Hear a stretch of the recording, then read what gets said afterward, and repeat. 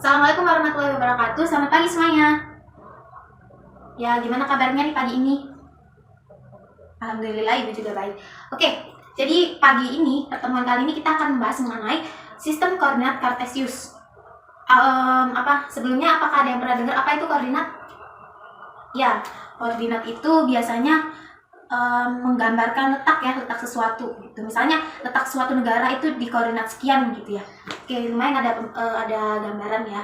Jadi nanti kita akan belajar via PowerPoint supaya ada gambar-gambar juga nanti di sana agar kalian lebih paham mengenai materi kali ini. Jadi nanti pertemuan kali ini tuh kita membahas tentang posisi titik terhadap sumbu X dan sumbu Y, dan kemudian memahami posisi garis terhadap sumbu X dan sumbu Y. Terus ada contoh-contoh soal juga nanti, terus nanti di akhir kita juga akan ada latihan gitu ya. Jadi tolong nanti disimak ya dengan tertib. Tuh, ada saatnya nanti kita tanya jawab juga gitu ya. Nah, sebelum kita memasuki materi koordinat Cartesius, alangkah lebih baik kita itu mengenal istilah Cartesius itu sendiri. Karena ada peribahasa, tak kenal maka tak sayang, seperti itu. Jadi kita agar lebih mengenal sistem koordinat Cartesius ini, kita kenal dulu sejarahnya. Jadi, istilah Cartesius itu adalah latinisasi untuk Descartes.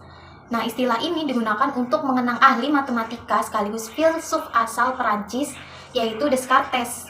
Namanya itu Descartes, ahli filsuf dan matematikawan ini. Nah, yang berperan besar dalam menggabungkan aljabar dan geometri.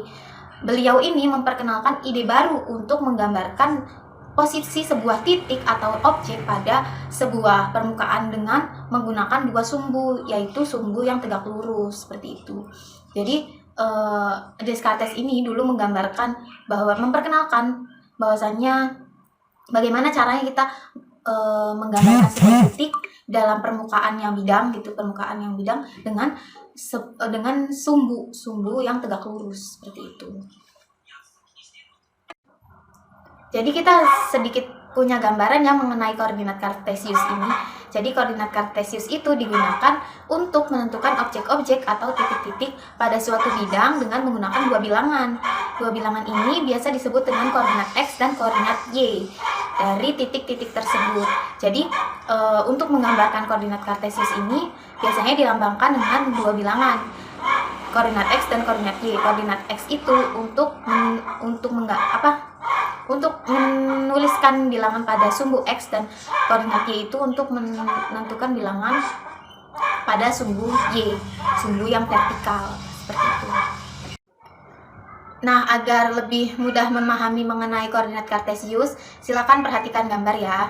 Jadi di gambar itu ada suatu bidang Cartesius dengan beberapa titik. Nah, di situ ada sumbu X dan sumbu Y. Seperti pada bilangan bulat ya, kalau misalkan di kanan 0 itu angkanya positif dan di kiri 0 itu angkanya negatif. Begitu pula dengan sumbu Y, di atas 0 itu angkanya positif dan di bawah 0 itu angkanya negatif. Contoh di sini ada titik A. Pada titik A itu nanti ditulis A dalam kurung 3,6. Jadi yang ditulis itu titik yang berada di sumbu X terlebih dahulu. Kemudian selanjutnya adalah sumbu Y. Nah, titik A dalam kurung 3,6 ini maksudnya titik A itu berjarak 6 satuan dari sumbu X dan 3 satuan dari sumbu Y. Terus titik B itu ditulis B dalam kurung 4,4. Maksudnya B itu berjarak 4 satuan dari sumbu X dan 4 satuan dari sumbu Y. Kemudian titik C ditulis C dalam kurung min 4,3. Maksudnya titik C ini berjarak 3 satuan dari sumbu X dan 4 satuan dari sumbu Y. Negatif di sini lambangnya itu hanya untuk menentukan titiknya ya. Jadi kalau satuan itu tetap dihitung seperti biasa. Kemudian titik D itu ditulis D dalam kurung min 6,5. Maksudnya titik D ini berjarak 5 satuan dari sumbu X dan berjarak 6 satuan dari sumbu Y, seperti itu. Terus ada titik E. Titik E itu berjarak titik E itu ditulis min 5, min 5. Maksudnya titik E ini berada pada berjarak 5 satuan dari sumbu X dan 5 satuan dari sumbu Y. Begitu pula dengan titik seterusnya, seperti itu ya. Masih materi mengenali posisi titik terhadap sumbu X dan sumbu Y. Jadi pada bidang kartesius itu ada yang namanya kuadran. Nah, bidang kartesius itu punya 4 kuadran. Kuadran pertama, nilai X dan Y itu keduanya bernilai positif. Kuadran kedua, nilai X negatif dan nilai Y itu positif. Pada kuadran 3, keduanya itu baik X maupun Y itu nilainya negatif. Kemudian pada kuadran 4, nilai sumbu X itu bernilai positif dan sumbu Y itu bernilai negatif. Ya, diperhatikan gambarnya. Jadi positif dan negatif itu dalam koordinat kartesius hanya untuk menentukan posisi titik ya. Posisi titik itu ada di kuadran berapa, seperti itu. Jadi contohnya ini ada titik Q. Titik Q ini ditulis Q dalam kurung 2,3. Ingat, yang 2 itu sumbu X dan 3 itu sumbu Y gitu ya. Jadi titik Q ini berjarak 3 satuan dari sumbu X dan berjarak 2 satuan dari sumbu Y. Kemudian titik P itu ditulis P dalam kurung min 2,1. Karena X-nya itu negatif, maka titik P itu berada di berada di kuadran kedua ya, kuadran kedua. Seperti itu. Paham ya? Nah, bagian selanjutnya itu bagian ini adalah memahami posisi garis terhadap sumbu X dan sumbu Y. Kita tadi udah bahas titik ya, mengenali posisi titik terhadap sumbu X dan sumbu Y gitu. Jadi tadi kita belajar tentang titik, sekarang kita belajar posisi garis.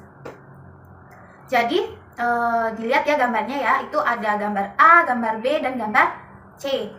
Gambar A itu adalah yang garisnya warna biru ya, L1, L2, L3, dan L4.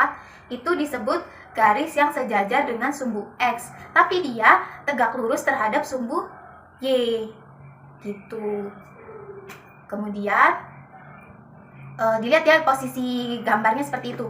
Kemudian gambar yang B itu garis-garis yang hijau itu dia tegak lurus terhadap sumbu X dan sejajar dengan sumbu Y. Jadi garis M1, M2, M3, dan M4 itu tegak lurus dengan sumbu X dan sejajar dengan sumbu Y. Dilihat ya bentuknya seperti itu. Dia menghadap ke atas atau vertikal. Tuh. Terus gambar C. Gambar C itu garis-garis yang memotong sumbu X dan sumbu Y. Jadi garisnya itu memotong, melintang gitu ya, melintang arahnya, nyilang. Gitu. Paham ya? Nah, ini dia bagian yang kita tunggu-tunggu nih. Mari latihan kan. Jadi untuk memperluas pemahaman kita dibutuhkan latihan-latihan seperti ini. Dikerjakan ya latihan. Nah, ini latihan pertama ini seperti contoh yang awal ya, menganalisis posisi titik. Jarak dari sumbu X-nya itu berapa satuan, jarak dari sumbu Y-nya itu berapa satuan. Ditulis saja nanti tabelnya seperti pada gambar ya. Contohnya itu ada titik A 2,6. Titik A 2,6 itu artinya titik A jarak ke sumbu X-nya itu 6 satuan dan jarak ke sumbu Y-nya itu 2 satuan. Begitu pula dengan titik B, C, D, E, F, G, dan H. Nanti dianalisis saja ya, ini tugas mandiri. Atau boleh nanti bekerja sama dengan teman sebangku. Bekerja sama bukan artinya nyontek ya, kita berpikir bersama. Lalu latihan kedua itu diketahui titik A 3,2, titik B 3,6, dan titik C min 5,2. A, jika dibuat garis melalui titik A dan B, bagaimana kedudukan garis tersebut terhadap sumbu X dan sumbu Y? B, jika dibuat garis melalui titik A dan C, bagaimana kedudukan garis tersebut terhadap sumbu X dan sumbu Y. Kemudian yang C, jika dibuat garis melalui titik B dan C, bagaimana kedudukan garis tersebut terhadap sumbu X dan sumbu Y. Jadi ini tentang garis ya. Nanti dibuat dulu tabelnya, bukan tabel, maksudnya koordinat kartesiusnya, bidang kartesiusnya dibuat terlebih dahulu, terus titik A, B, C-nya itu dimasukkan. Nanti digambar saja garis-garisnya ya sesuai perintah. Oke? Selamat mengerjakan. Nah, itu tadi penjelasan dari Ibu, terus ada latihan juga nanti dikerjakan, waktunya 30 menit saja ya. Kalau misalkan ada yang bingung dan ingin ditanyakan, boleh ditanyakan ke Ibu. Seperti itu. Terima kasih. Ya, 30 menit untuk mengerjakan soal udah selesai ya. Nah, sebelum menutup pertemuan kali ini, kita bagi dulu 4-5 orang untuk tugas kelompok pertemuan selanjutnya. Jadi nanti kelompok itu mendiskusikan suatu peta perumahan, dianalisis letak-letaknya seperti tadi materi yang sudah Ibu sampaikan, kemudian dipresentasikan setiap kelompoknya. Ada yang mau ditanya? Kalau nggak ada, tadi bukunya dikumpulkan aja ya di meja Ibu. Terus semoga pertemuan kali ini bermanfaat ya untuk kita semua. Alhamdulillah udah selesai pertemuan kali ini. Ibu cukupkan sampai di sini. Wassalamualaikum warahmatullahi wabarakatuh.